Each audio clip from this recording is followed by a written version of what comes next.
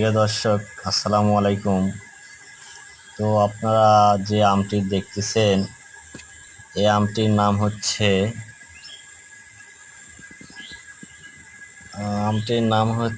হলো, আমিও ভুলে গেলাম রে। রে রে রে রে রে। আসসালামু আলাইকুম।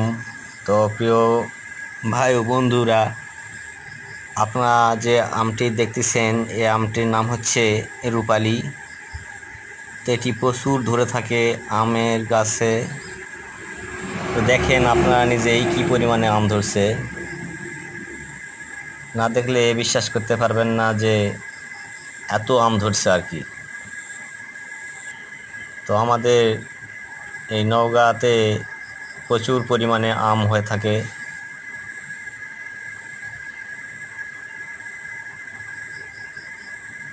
চলুন ঘুরে আসি আমরা বাগান থেকে। বাগানে এক অংশে যে পরিমাণে আম ধরছে আর কি, মানে অস্বাভাবিক আম।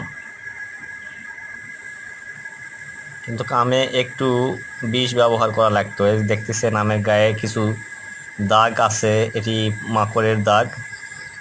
তো কীটনাশক ব্যবহার করলে এই দাগটি হতো না।